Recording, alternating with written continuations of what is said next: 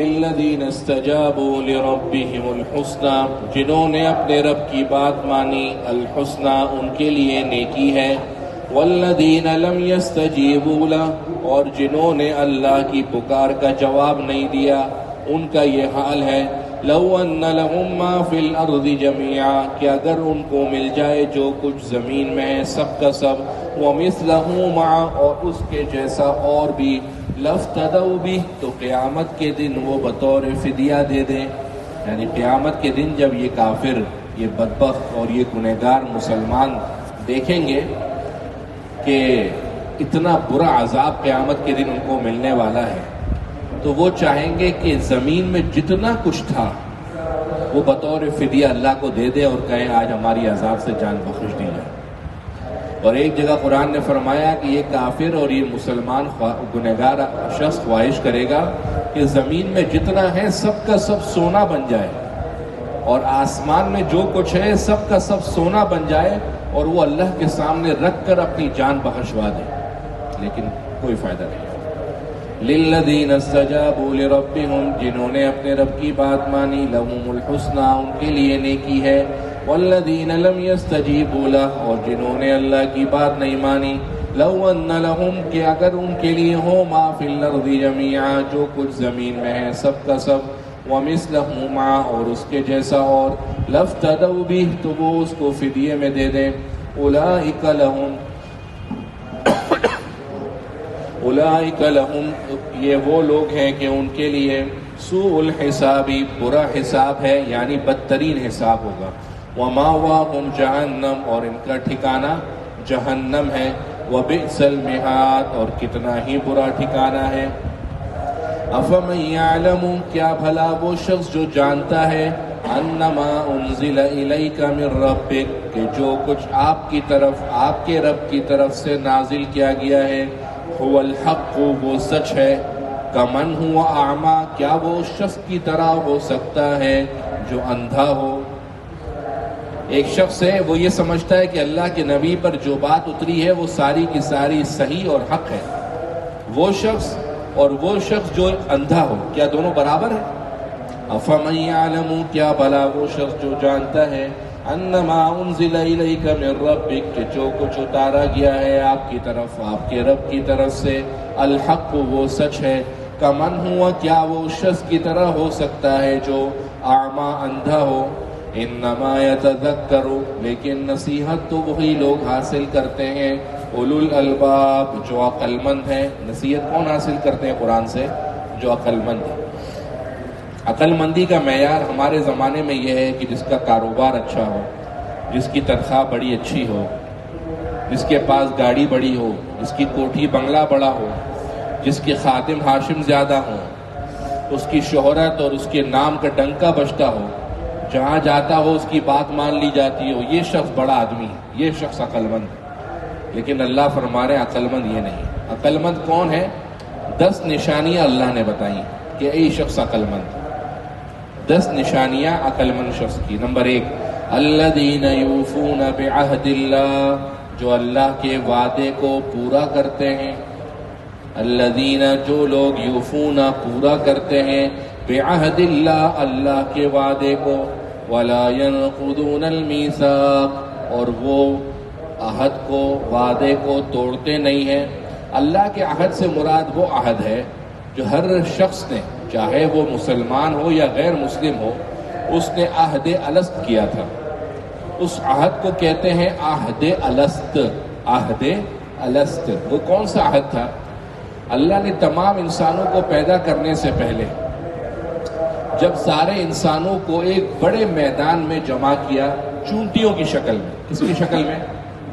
اور وہاں پر تمام انسانوں کو یہ پوچھا کہ کیا تم دنیا میں جا کر مجھے یاد رکھو گے یا مجھے بھول جاؤ گے؟ الست بربکم، ان سب سے پوچھا تھا کہ کیا میں تمہارا رب ہوں کہ نہیں ہوں؟ تو سب انسانوں نے عہد کو پورا کیا تھا اور کہا تھا بلا، اے اللہ آپ ہی ہمارے رب ہیں، شہیدنا، ہم اس بات کی گواہی دیتے۔ اللہ فرما رہے یہ جو عہد ہے، عقل مند شخص وہ ہے جو اللہ کے اس عہد کو پورا کرے اور دنیا میں جا کر اللہ کو بھول نہ جائے۔ اللہ کو بھولنے کی نشانی کیا ہے؟ اللہ کو بھولنے کی نشانی یہ ہے کہ جب دین اور دنیا کا ٹکراؤ ہو، جب دین اور دنیا کا ٹکراؤ ہو تو وہ دین کو چھوڑ دے، دنیا کو لے لے، اس کا مطلب یہ اللہ کو بھول گیا۔ اللہ کو بھولنے کا مطلب یہ نہیں کہ 24 گھنٹے اللہ اللہ اللہ اللہ کرتا رہے۔ ہماری شریعت میں اس قسم کی چیزیں نہیں ہیں، یہ تو ان کی یہودیوں کی شریعت میں رحمانیت تھی۔ ہماری شریعت میں تو والدین کے ساتھ خدمت کر رہے وہ بھی اللہ اللہ، آپ بیوی کی خدمت کر رہے ہیں وہ بھی اللہ اللہ، اولاد کی تربیت کر رہے ہیں وہ بھی اللہ اللہ۔ اگر آپ حلال تجارت کر رہے ہیں اس نیت سے کہ میں اپنی اور اپنے اہل خانہ کی ضرورت پوری کر رہا ہوں، وہ بھی اللہ اللہ ہے۔ اگر آپ حلال ملازمت کر رہے ہیں اور حلال تنخواہ حاصل کرتے ہیں، وہ بھی اللہ اللہ ہے۔ صرف لفظ اللہ یا ذکر کرنا اور نماز پڑھنا، روزہ رکھنا، حج کرنا، صدقہ دینا، یہ اللہ اللہ نہیں ہے۔ اللہ اللہ تو یہ بھی ہے کہ حلال تجارت ہو، حلال ملازمت ہو، یہ بھی اللہ اللہ ہے۔ تو دنیا کے اندر آ کر اگر حلال اور حرام کا مقابلہ ہوا، فجر کی نماز کے وقت شیطان آ گیا کہ حاجی صاحب ایک دن تو کی بات ہے، آج فجر کی نماز چھوڑ دو، اور حدیث شریف میں تو آتا ہے کہ 3 دفعہ تھپکیاں دیتا ہے ایسے ایسے کر کے۔ لوگ کہتے ہیں نا فجر کی نماز میں اٹھنا مشکل کیوں ہے، کسی نے پوچھا بھی تھا کہ فجر کی نماز میں اٹھنا مشکل کیوں ہے۔ فجر کی نماز کے وقت شیطان پہلو میں بیٹھا ہوتا ہے، بخاری کی حدیث ہے مشہور، پہلو کے اوپر شیطان بیٹھا ہوتا ہے اور ساری بات کر رہا ہوتا ہے، اور جیسے اٹھنے کی کرتا ہے اس کو تھپکی دیتا ہے اور اس کو کہتا ہے سو جا، ابھی تو رات بہت باقی ہے، سو جا، ابھی تو رات بہت باقی ہے، وہ تو تھپکیاں دیتا ہے، تھپکیاں دے کر اس کو سلا دیتا ہے۔ تو جب حلال اور حرام کا ٹکراؤ ہو اور وہ حلال کر لے اور حرام کو چھوڑ دے، اس کا مطلب اس نے اللہ کو یاد رکھا ہوا ہے۔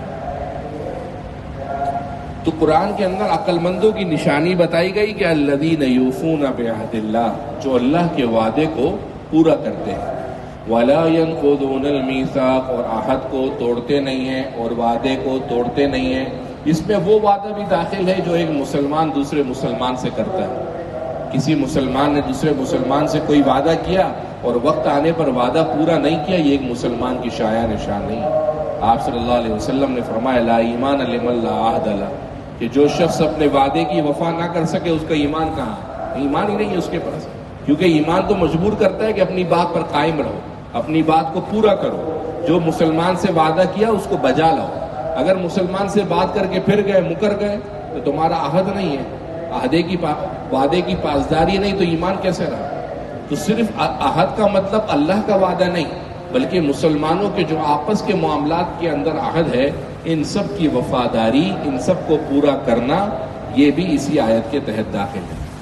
والذین یصلون، اور جو لوگ جوڑتے ہیں، ما امر اللہ بھی، جس کو اللہ نے حکم دیا، ان یوصل، جوڑنے کا، یعنی صاف ستھرے الفاظ میں صلہ رحمی کرتے ہیں، رشتہ داروں کے ساتھ صلہ رحمی کرتے ہیں، بنا کر رکھتے ہیں، خاندانوں کے ساتھ بنا کر رکھتے ہیں، خاندانوں کے ساتھ تعلقات کے اندر اونچ نیچ نہیں کرتے، کشیدگیاں برقرار نہیں رکھتے، بلکہ مل جل کر چلتے ہیں۔ جب اللہ نے حکم دیا ہے کہ ان کے ساتھ مل کر رہو تو وہ مل کر رہتے ہیں۔ صلہ رحمی جسے ہمارے زمانے میں کہتے ہیں کہ صلہ رحمی کرو، اپنے خاندان کے ساتھ، اپنے والدین کے ساتھ، اپنی بیوی کے ساتھ، اپنے بچوں کے ساتھ، ننیال، ددیال، پڑوس، مسلمان، ماتحت، اپنے بڑے، سب کے ساتھ مل جل کر چلتے ہیں، صلہ رحمی۔ والذین یصلون، اور جو صلہ رحمی کرتے ہیں، ما امر اللہ بہ ان یوصل، جہاں اللہ نے صلہ رحمی کرنے کا حکم دیا، ویخشون ربہم، اور وہ ڈرتے ہیں اپنے رب سے۔ جب ڈرنے کا لفظ اللہ کے لیے استعمال ہو تو وہاں پر قرآن مجید خوف کا لفظ استعمال نہیں کرتا۔ خوف میں اور خشیت میں فرق ہے۔ اردو زبان میں دونوں کا ترجمہ ہم کیا کہتے ہیں؟ ڈر، لیکن عربی زبان میں خوف الگ چیز ہے اور خشیت الگ چیز ہے، اور یہ میں بتا بھی چکا ہوں، کوئی بتائے گا کیا فرق ہے؟ نہیں، یہ فرق ہے خوف اور حزن کا۔ الا ان اولیاء اللہ لا خوف علیہم ولا هم یحزنون، یہ ایک دفعہ بتایا تھا، دوبارہ بتاتا ہوں۔ دیکھیں، سانپ سے احمد رفیق صاحب کو ڈر لگتا ہے۔ اب اگر سانپ سے احمد صاحب کو ڈر لگتا ہے تو احمد سانپ سے قریب ہوتا ہے یا دور بھاگتا ہے؟ بھائی سانپ سے اگر احمد کو ڈر لگے گا تو احمد سانپ کے قریب جائے گا یا دور جائے گا؟ دور جائے گا۔ اس دور جانے کو جس میں ڈر ہو اس کو عربی زبان میں کہتے ہیں خوف۔ کیا کہتے ہیں؟ خوف۔ احمد رفیق کو اللہ سے بڑا ڈر ہے، تو جب اللہ کا خوف اس کے دل میں ہے تو وہ اللہ سے دور بھاگے گا یا اللہ کے قریب جائے گا؟ تو یہ ڈر بھی ہے اور اللہ کے قریب جا رہا ہے، تو یہ خشیت ہے۔ یعنی جس خوف کے اندر انسان دوسرے سے قریب ہو جائے وہ خشیت ہے، اور جس خوف کے اندر انسان دوسرے سے دور بھاگے وہ خوف ہے۔ اردو زبان میں دونوں کا ترجمہ کیا ہے؟ ڈر۔ انسان اپنے والد سے ڈرتا ہے، تو والد سے ڈرتا ہے تو کیا خیال ہے؟ اس کی عظمت دل سے نکل جاتی، محبت دل سے نکل جاتی؟ نہیں، جتنا ادب جتنا احترام کرے گا مزید قریب ہو جائے گا۔ اللہ سے جتنا خوف کھائے گا اللہ کے قریب ہو جائے گا۔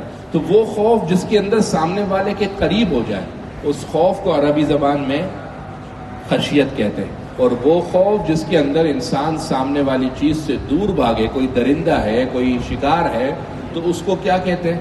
خوف کہتے ہیں۔ وَيَخْشَوْنَ رَبَّهُمْ، اور وہ اپنے رب سے ڈرتے ہیں۔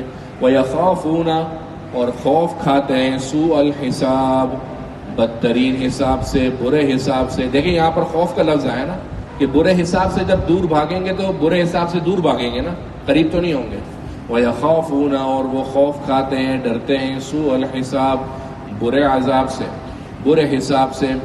یعنی یہ ساری کی ساری نشانیاں چل رہی ہیں کس کی؟ عقل مند کی۔ پہلی نشانی کیا تھی؟ جو لوگ اللہ کے عہد کو پورا کرتے ہیں اور توڑتے نہیں ہیں، اور وہ لوگ جن کو اللہ نے حکم دیا جن کے ساتھ صلہ رحمی کرنے کا وہ لوگ صلہ رحمی کرتے ہیں، اور جو اپنے رب سے ڈرتے ہیں، اور جو بدترین برے عذاب سے قیامت کے دن خوف کھاتے ہیں۔ اب آ رہا ہے والذین صبروا، جو صبر کرتے ہیں، ابتغاء وجہ ربہم، اپنے رب کی رضا کو تلاش کرنے کے لیے۔ والذین، وہ لوگ صبروا، جو صبر کرتے ہیں، ابتغاء، تلاش کرنے کے لیے، وجہ ربہم، اپنے رب کی ذات کو، اپنے رب کی رضا کو۔ معلوم ہوا کہ صبر کرنا یہ نیکی نہیں ہے۔ صبر اس لیے کرنا کہ خالصتاً اللہ کی رضا مقصود ہو، یہ نیکی ہے۔ کسی کے انسان کے والدہ کے انتقال کو 7-8 سال ہو گئے، تو آج وہ رو رہا ہوگا؟ نہیں، صبر میں ہوگا، تو کیا اس کو نیکی مل رہی ہے؟ یہ صبر خالص اللہ کی رضا کے لیے نہیں ہے، یہ تو وقت گزرتے گزرتے آ ہی جاتا ہے۔ تو یہ صبر بطور نیکی نہیں ہے۔ صبر بطور نیکی وہ ہے جس کو آپ صلی اللہ علیہ وسلم نے فرمایا انما الصبر عند الصدمۃ الاولی، کہ جب مصیبت پہنچے اس وقت صبر کرتا ہے نا، یہ صبر ہے جس پر نیکی ملتی ہے۔ یہ وہ صبر ہے جس پر کیا ملتی ہے؟ نیکی ملتی ہے۔ معلوم ہوا مطلقاً صبر کرنا نیکی نہیں ہے۔ وہ صبر کرنا کہ جس پر انسان کو وسوسہ آ رہا ہو، اسی وقت مصیبت ملی ہو، پریشانی ہوئی ہو، نقصان ہو گیا ہو، اور وہ اسی وقت صبر کر لے، وہ صبر کرنا نیکی۔ والذین صبروا، اور جو صبر کرتے ہیں، ابتغاء وجہ ربہم، اپنے رب کی خالص رضا کے لیے، واقاموا الصلاۃ، اور نماز قائم کرتے ہیں۔ نماز پڑھنے کا ذکر قرآن مجید میں کوئی بتا سکتے کتنی دفعہ ہے؟ ایک دفعہ بھی نہیں ہے۔ نماز کو کیا کرتے ہیں؟ قائم کرتے ہیں۔ وَأَنفِقُوا، اور خرچ کرتے ہیں، مِمَّا رَزَقْنَاهُمْ، جو ہم نے ان کو رزق دیا ہے۔ معلوم ہوا کہ اگر حاجی صاحب اللہ کی راہ میں خرچ کرتے ہیں اور سمجھتے ہیں کہ بھائی میں تو بڑا آدمی ہوں، اللہ کی راہ میں خرچ کر رہا ہوں، تو اللہ فرما رہے مِمَّا رَزَقْنَاهُمْ، بھائی رزق تم تھوڑی کما رہے ہو، رزقنا، رزق تو کون دے رہا ہے؟ ہم دے رہے ہیں۔ اگر چیز ہماری ہے، رزق ہمارا ہے اور ہم دے رہے ہیں اور خرچ تم کر رہے ہو، تو یہ کوئی نیکی کی بات تو نہیں ہوئی۔ لیکن انسان اگر اللہ کے دیے ہوئے رزق میں سے خرچ کرتا ہے تو اللہ تعالیٰ اس کو عقل مند بندہ ہونے کی نشانی بتائے۔ والذین صبروا ابتغاء وجہ ربہم، جو صبر کرتے ہیں اپنے رب کی رضا کے لیے خالصتاً، وَأَنفِقُوا، اور خرچ کرتے ہیں، مِمَّا رَزَقْنَاهُمْ، جو ہم نے ان کو رزق دیا ہے، سِرًّا وَعَلَانِيَةً، چھپ کر بھی اور سب کے سامنے بھی۔ گویا اللہ کے راستے میں خرچ کرنے کی 2 قسمیں، ایک ہے خاموشی سے دینا اور ایک ہے علانیتاً دینا۔ عموماً لوگ سمجھتے ہیں کہ یار صدقہ سب کے سامنے نہیں دینا چاہیے، یہ بات غلط ہے، اور عموماً لوگ سمجھتے ہیں کہ صدقہ سب کے سامنے ہی دینا چاہیے، یہ بھی غلط ہے۔ شریعت میں دونوں طریقے جائز ہیں۔ آپ سب کے سامنے دیں اللہ کی راہ میں تو بھی صحیح ہے، اور چھپ کر دیں تو بھی صحیح، نیت صحیح، نیت نام نمود کی نہ ہو، نیت نمائش کی نہ ہو، نیت حاجی صاحب بننے کی اور چودھری صاحب بننے کی نہ ہو، نیت یہ ہو کہ میں اللہ کی راہ میں خرچ کر رہا ہوں، صحیح ہے۔ لیکن علماء نے یہ لکھا ہے کہ جو فرائض ہیں، یعنی وہ صدقہ جو دینا فرض ہوتا ہے، واجب ہوتا ہے، مثال کے طور پر زکوٰۃ ہے، یہ وہ صدقہ ہے کہ جس کو دینا فرض ہے، تو یہ صدقات علانیتاً دینے چاہیے۔ جب علانیتاً دیں گے تو دیکھا دیکھی ایک دوسرے کا دیکھا دیکھی دوسرے لوگ بھی دیں گے، تو وہ صدقات جو صدقات واجبہ ہیں، فرض ہیں، جیسے زکوٰۃ اور جتنے واجب صدقات ہیں، کفارات ہیں، منت ہے، نظر کے پیسے ہیں، وہ علانیتاً دینے چاہیے۔ اور وہ صدقہ جو نفلی ہے، اور وہ صدقہ جو نفلی ہے، جو بغیر کسی کے کوئی واجب کی چیز نہیں ہوتی، ایسے ہی دیتا ہے، وہ چھپ کر دینا چاہیے۔ وہ کس کے لیے دینا چاہیے؟ قیامت کے دن 7 لوگوں کو اللہ اپنے عرش کے سائے میں جگہ دے گا، جس دن اللہ کے سائے کے علاوہ اللہ کے اس عرش کے سائے کے علاوہ کوئی سایہ نہیں ہوگا۔ اس دن 7 قسم کے اشخاص ہوں گے جن کو اللہ اپنے عرش کے سائے میں جگہ دے گا۔ ان میں ایک وہ شخص ہوگا رجل تصدق، ایک وہ شخص ہوگا کہ جس نے اس طریقے سے صدقہ کیا کہ داہنے ہاتھ سے صدقہ کیا اور بائیں ہاتھ کو پتہ نہیں لگا۔ جس نے داہنے ہاتھ سے صدقہ کیا اور بائیں ہاتھ کو پتہ نہیں لگا، اتنا چھپ کر صدقہ کیا تو گویا یہ اپنے پیسے چھپ کر اللہ کی راہ میں دے رہا ہے۔ ایسا شخص قیامت کے دن اس گرمی میں جب سورج بالکل سر کے اوپر ہوگا، گرمی زور پر ہوگی، اللہ اس کو عرش کے سائے کے اندر جگہ دے گا۔ لہذا نفلی صدقات کو چھپ کر دیں گے۔ آج کل تو سوشل میڈیا کا زمانہ ہے، نیکی کر اور فیس بک پر ڈال، نیکی کر، اور پہلے بولتے رہے نیکی کر دریا میں ڈال، اب بولتے نیکی کر اور سوشل میڈیا پہ ڈال۔ 1-2 دن پہلے کی بات، ایک صاحب کو دیکھا پلاؤ تقسیم کر رہے، بڑے مشہور سیلیبریٹی کے فرزند ہیں، اللہ تعالیٰ ان کے والد صاحب کی مغفرت فرمائے، وہ اپنی پراڈو کے اندر پلاؤ تقسیم کر رہے ہیں، اور پلاؤ تقسیم کرتے ہوئے پوری یوٹیوب چینل کے اوپر ویڈیو اپلوڈ ہو رہی ہے۔ اللہ نیت کا حال بہتر جانتا ہے، لیکن پتہ نہیں یہ کس قسم کی نیکی ہے۔ یہ ایک ہوتا چلو فرض آپ کر رہے ہو تو آپ دکھاؤ بھی، یہ کون سی نیکی ہے کہ ایک تو تصویر کا گناہ کر رہے ہو، ویڈیو بنانے کا گناہ کر رہے ہو، جدھر ڈال رہے ہو یوٹیوب سے پیسے کمانے کے لیے ڈال رہے ہو، جو شرم اس کی کوئی شریعت حیثیت ہی نہیں ہے، اور پھر نیکی کر کے پلاؤ 150 روپے کا پلاؤ، اس میں پتہ نہیں فالج زدہ مرغی ڈالی ہوگی، کیا ڈالی ہوگی، اور وہ دے رہے ہو اور اس کی ویڈیو بنا کے آپ سوشل میڈیا پر اپلوڈ کر رہے ہیں۔ یہ کیسا صدقہ ہے؟ صدقہ تو چھپ کر ہوتا ہے۔ اللہ کے نبی فرما رہے ایسا سیدھے ہاتھ سے دو کہ اس کو پتہ نہیں لگے۔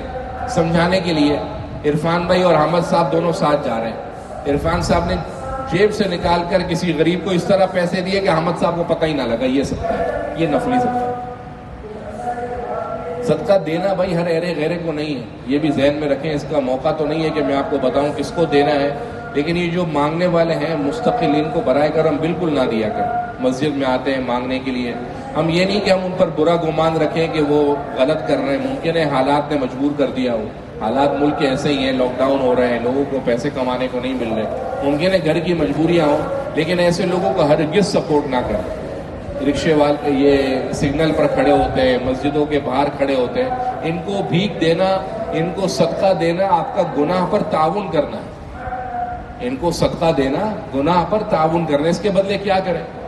احمد صاحب کہیں گرو مندر جا رہے ہیں، رکشے والے نے کہا 100 روپے میں جاؤں گا، احمد صاحب نے آخر میں 150 روپے دے دیے۔ بہترین صدقہ ہے، اس کی نیت نہیں لینے کی، اس کی 200 روپے لینے کی نیت ہے، اور لیتے ہوئے احمد صاحب نے 100 کے بجائے 150 دے دی۔ فروٹ والے کے پاس گئے، 10 روپے کی بحث نہیں کری، اس نے کہا بھائی 1 کلو 90 روپے کا ہے، تو 5 روپے 10 روپے کی بحث نہیں کری، بلکہ آخر میں 90 کے بجائے 100 روپے دے دی، رکھ لو بھائی، یہ بھی صدقہ ہے۔ اچھا، اس قسم کے صدقے دنیا میں ختم ہو گیا، کوئی دینے والا ہی نہیں ہے۔ اب کون صدقے دے رہے ہیں؟ نوٹیں رکھی ہوئی ہیں سگنل پر بھیک مانگنے والوں کو، ہجڑوں کو، کھجڑوں کو، جو گناہ پر گناہ کر رہے ہیں، گناہ پر گناہ کر رہے ہیں۔ آپ کے پیسے لے کر جاتے ہیں، نشہ کرتے ہیں، آپ کے پیسے لے کر جاتے ہیں، کونے میں کھڑے ہو کے سگریٹ کا کش لگاتے ہیں، تو گناہ پر تعاون کون کر رہا ہے؟ آپ خود کر رہے ہیں۔ ایسے لوگوں کو صدقہ نہ دیں، ایسے لوگوں کو دیں جو دین کے کام میں مدد کریں۔ مساجد کے جو مؤذنین ہیں، خادمین ہیں، ائمہ حضرات ہیں، ان کو دیں۔ یہ کیا کریں گے؟ کھائیں گے، پیئیں گے، اپنے گھر کو کھلائیں گے، عبادت کرنے کے لیے مسجد میں آ جائیں گے. آپ نے ان کو کھلایا پلایا اور ان کو عبادت میں چستی پیدا ہو گئی، ثواب کس کو مل رہا ہے؟ آپ کو مل رہا ہے. اور ادھر ان لوگوں کو کھلایا پلایا، وہ جا کے گناہ کر رہے ہیں، سارا گناہ آپ کو مل رہا ہے. صدقہ دیں گے، جو نفلی صدقہ ہے وہ چھپ کر دیں، جو واجب صدقہ ہے وہ سب کے سامنے. ٹھیک ہے. وانفقوا، اور وہ خرچ کرتے ہیں. مسجد کے اندر سوال کرنا جائز نہیں، بس سوال کرنا تو جائز نہیں. دیکھیں، سوال کرنا تو شرعاً ہر اس شخص کو جائز نہیں ہے جس کے پاس ایک دن کی روزی روٹی موجود ہے. یہ شرعی حکم ہے. اگر آپ کے پاس ایک وقت کی روٹی موجود ہے، ایک دن کا کھانا موجود ہے، تو آپ پر لازم ہے، جائز نہیں ہے آپ کے لیے کہ آپ کھڑے ہو کر سوال کریں. پتہ نہیں بعضوں کے تو کتنے بینک بیلنس بنے ہوئے ہوتے ہیں، بعض کتنی آگے کی فکر کر کے چل رہے ہوتے ہیں. تو ایسے لوگوں کو مسجد میں مانگا کھڑے ہو کر دیا تو گناہ پر تعاون ہو رہا ہے.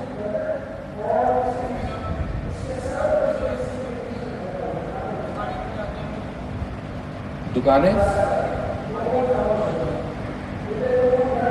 مارکیٹ میں آتے ہیں. مارکیٹوں میں جو مانگنے والے آتے ہیں وہی بھکاری ہیں، ان کو نہ دیں، بالکل بھی نہ دیں. مانگنے والوں کو بھکاری ہوں ان کو نہ دیں، الا یہ کہ کوئی ایسا مانگنے والا ہو آپ کو یقین ہو کہ بھائی یہ مستقل مانگنے والا پیشہ ور بھکاری نہیں ہے، بلکہ یہ حقیقتاً اس کے اوپر حادثہ ہو گیا، ڈیفالٹر ہو گیا ہے، اس کو آپ نے دے دیا، اچھی بات ہے. لیکن جو مستقل حقیقتاً، عجیب بات بتاؤں، یہ آپ کا نیشنل اسٹیڈیم کا ڈالمیا کا سگنل ہے. سن 2000 سے ہم پڑھنے جا رہے ہیں منوری ٹاؤن میں، اور آج سے 2-2.5 سال پہلے کی بات ہے. تو ایک دفعہ صبح سفر کرنے کے لیے نکلے، پتہ لگا وہ جو مانگنے والا تھا وہ بھی 18 سال بڑا ہو گیا. یعنی 18 سال سے وہ بندہ صبح 8 بجے اسٹیڈیم پہ مانگتا ہے. محمد صاحب آئے، ان سے پوچھے گا، وہ بتائیں گے آپ. وہ تو بولتے میں ابھی بھی دیکھتا ہوں. یعنی وہ 21 سال سے دیکھ رہے کہ وہ مانگ رہا ہے صبح کے وقت میں. اسٹیڈیم سے آپ الٹے ہاتھ میں مڑے KDA کی طرف جانے کے لیے، راستے کے اندر 2-3 افراد بیٹھے ہوئے. یہ تقریباً وہاں کے لوگ بتاتے 25 سال سے بیٹھے ہوئے، یعنی ان کی بچیاں بیاہ دی گئیں، پوتے ہو گئے، نمازیں ہو گئے، لیکن وہ وہاں سے نہیں اٹھتے، وہ وہیں پر بیٹھے ہیں. تو اس قسم کے لوگوں کو شرعاً دینا جائز نہیں ہے. وانفقوا، اور وہ خرچ کرتے ہیں، مما رزقناہم، جو ہم نے ان کو رزق دیا ہے، سرًا، چھپ کر، وعلانیۃً، اور سب کے سامنے، ویدرؤون، اور وہ ٹالتے ہیں، بالحسنۃ، حسن سلوک کر کے، السیئۃ، بدسلوکی کو، ویدرؤون، اور وہ ٹالتے ہیں، بالحسنۃ، حسن سلوک کر کے، السیئۃ، بدسلوکی کو. یعنی کوئی مسلمان ان کے ساتھ غلط کرتا ہے نا، یہ غلط نہیں کرتا، یہ اچھا کام ہے. بھئی قرآن مجید صرف لکھنے کے لیے، پڑھنے کے لیے نہیں ہے. اس کو پڑھ کر کم سے کم اس پر عمل کریں. میں خود بھی اس پر عمل کروں گا، بلکہ میرے منہ سے تو اکثر یہ جملہ نکل جاتا ہے کہ میرے کو کوئی تنگ کرتا ہے تو میں کہتا ہوں اینٹ کا جواب میں پتھر سے دینے والا آدمی ہوں. میں اینٹ کا جواب، تم چٹان پتھر مارو کہ میں چٹان ماروں گا، میں خاموش ہونے والا آدمی نہیں ہوں. لیکن قرآن پڑھتے ہیں تو قرآن کہتا ہے کہ اگر تمہارے ساتھ کوئی بدسلوکی کر رہا ہے تو تم کیا کرو؟ حسن سلوک کرو. یہ ایمان اور یہ اعمال ہیں جو اگر زندہ ہو جائیں تو ہم جنتی بن جائیں. عمل کریں گے نا. میں بھی انشاءاللہ آج سے عمل کروں گا قرآن مجید کی سایت کے اوپر کہ جو مسلمان میرے ساتھ بدسلوکی کرے گا میں کیا کروں گا؟ حسن سلوک کروں گا. وَيَدْرَؤُونَ، اور وہ ٹالتے ہیں، بِالْحَسَنَةِ، حسن سلوک کر کے، السَّيِّئَةَ، بدسلوکی کو. اور بعض مفسرین نے اس کے بارے میں ترجمہ، اس کی تفسیر یوں بھی کی ہے کہ وہ گناہ کرنے کے بعد نیکی کرتے ہیں. یہی وجہ ہے کہ حضرت معاذ رضی اللہ عنہ نے حضور سے پوچھا، حضور نصیحت کیجئے، تو حضور نے فرمایا، یا معاذ، اتبع السیئۃ الحسنۃ، اتبع الحسنۃ السیئۃ تمحا، کہ معاذ برائی کرنے کے بعد نیکی کر لو تو جو برائی کی ہوگی وہ مٹ جائے. تو یہ ہے وَيَدْرَؤُونَ بِالْحَسَنَةِ السَّيِّئَةِ، کہ اگر برائی ہو جائے، کیونکہ برائی تو ہوگی، انسان ہے، نیکی کا پتلا تو ہے نہیں، برائی تو انسان سے ہوگی، تو جب برائی ہو اس کے ساتھ نیکی کرے. جب نیکی کرے گا تو اس کا گناہ ختم ہو جائے گا. اولئک لہم عقبی الدار، ایسے لوگوں کے لیے آخرت کا گھر ہے، ایسے لوگوں کے لیے آخرت کا گھر ہے. اور وہ گھر کیا ہے؟ جنات عدن، ہمیشہ کے باغات ہیں. جنات باغات ہیں، عدن ہمیشہ کے، یدخلونہا، جس میں وہ داخل ہوں گے، ومن صلح، اور وہ لوگ بھی داخل ہوں گے جو گزر گئے، من آبائہم، ان کے آبا و اجداد میں سے، وازواجہم، اور ان کی بیویوں میں سے، وذریاتہم، اور ان کی اولاد میں سے. والملائکہ اور فرشتے یدخلون علیہم ان کے اوپر داخل ہوں گے من کل باب جنت کے ہر دروازے سے. یعنی اللہ فرما رہے ہیں جب تم یہ نیکی کے کام کرو گے تو تم کو اتنا بڑا معاوضہ ملے گا, ہمیشہ کی جنت, کوئی چھوٹی موٹی بات نہیں ہے, ہمیشہ کی جنت ملے گی جس میں داخل ہوگے. اب داخل ہوگے والدین ساتھ نہیں ہو تو کیا فائدہ. تو اللہ فرما رہے ہیں کہ اگر والدین تم سے عمل میں نیچے ہوئے تو تم کو ان کے ساتھ ملا دیں گے. تمہاری بیوی کا عمل اگرچہ تم سے کم ہوا لیکن ایمان ہوا, ایمان ضروری ہے. اگر عمل تم سے کم ہوا, ایمان ہوا, تو تم کو اس سے ملا دیں گے. تمہاری اولاد اگر تم سے عمل میں کم ہوئی لیکن تمہاری خوشی کے لیے ہم ان کو تم سے ملا دیں گے. اور تو اور جنت کے ہر دروازے سے فرشتے تمہارے پاس آئیں گے اور کہیں گے سلام علیکم, تم پر سلامتی ہو, بما صبرتم, جو تم نے دنیا میں صبر کیا. صبر کیا کا مطلب یعنی صبر کا مطلب مصیبت پر صبر نہیں ہے. صبر کا مطلب دین پر مضبوطی سے جمے رہے اور جب گناہ کا وقت آیا تو گناہ پر صبر کر کے نیکی کریں.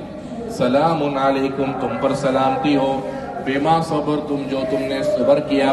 فنعم عقبی الدار, سو کتنا ہی اچھا ٹھکانہ ہے آخرت کا. فنعم, کتنا ہی اچھا, عقبی الدار, آخرت کا ٹھکانہ ہے. اولو الالباب کون ہے؟ عقل مند. دوبارہ سنیں, الذین یوفون بعہد اللہ, جو اللہ کے وعدے پورا کرتے ہیں. ولا ینقضون المیثاق, اور جو وعدہ توڑتے نہیں. والذین یصلون, اور جو صلہ رحمی کرتے ہیں, ملاتے ہیں. ما امر اللہ بہ ان یوصل, جس کو اللہ نے حکم دیا ہے ملانے کا. ویخشون ربہم, اور وہ اپنے رب سے ڈرتے ہیں. ویخافون, اور خوف کھاتے ہیں. سوء الحساب, برے حساب سے.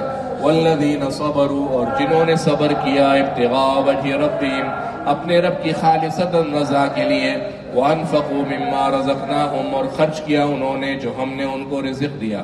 سرا وعلانیہ, خاموشی سے اور سب کے سامنے. وَيَدْرَؤُونَ, اور وہ ٹال دیتے ہیں. بِالْحَسَنَةِ, حسن سلوک کر کے. السَّيِّئَةَ, بد سلوکی کو. اولئک لہم عقبی الدار, ان کے لیے آخرت کا بہترین انجام ہے.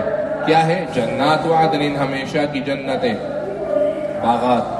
یدخلونہا, جس میں وہ داخل ہوں گے. ومن صلح من آبائہم, اور جو گزر گئے ان کے والدین میں سے. وازواجہم, اور ان کی بیویوں میں سے. وذریاتہم, اور ان کی نسلوں میں سے, اولادوں میں سے. والملائکۃ, اور فرشتے. یدخلون علیہم, ان پر داخل ہوں گے. من کل باب, ہر قسم, ہر دروازوں سے. اور کہیں گے سلام علیکم, تم پر سلامتی ہو. بما صبرتم, جو تم دین پر مضبوطی سے جمے رہے. فنعم عقبی الدار, کتنا ہی بہترین آخرت کا ٹھکانہ ہے. معلوم یہ ہوا کہ اگر ہماری اولاد میں, ہمارے والدین میں, ہماری بیویوں میں اگر ایمان رہا, ایمان ہونا شرط ہے, ایمان ہونا شرط ہے, اور عمل میں کوئی کمی ہوئی تو اللہ تعالیٰ ہماری آنکھوں کو ٹھنڈا کرنے کے لیے ان کو ہمارے قریب کر دے گا تاکہ ہماری آنکھیں کیا ہو جائے, ٹھنڈی ہو جائے. اس سے معلوم ہوا کہ بزرگوں کا نسب, علماء کی صحبت, نیکوکاروں کے ساتھ اٹھنا بیٹھنا, یہ دنیا کے ساتھ ساتھ جنت میں بھی نفع دے گی. یہ دنیا کے ساتھ ساتھ جنت میں بھی نفع دے گی. جو کہتے ہیں نا قیامت کے دن صرف اعمال کام آئیں گے, باقی نسب وسب کچھ کام نہیں آئے گا, یہ بات صحیح ہے, لیکن نسب اس وقت کچھ کام نہیں آئے گا جب ایمان بھی نہ ہو. اگر ایمان ہوا تو بڑا اگر ہم سے دور بھی ہوا تو اللہ بڑے کی آنکھ ٹھنڈی کرنے کے لیے چھوٹوں کو بڑے کے قریب کر دیں گے تاکہ وہاں پر ایک گھر کا ماحول بن جائے اور بڑے چھوٹوں کو دیکھ کر اپنی آنکھیں ٹھنڈی کر لیں. سلام علیکم, تم پر سلامتی ہو. بما صبر, تم جو تم دین پر جمے رہے. فنعم عقبی الدار, ان کو کھلانا ہے, ان کا وفا, تو کیا ہی اچھا ٹھکانہ ہے آخرت کا.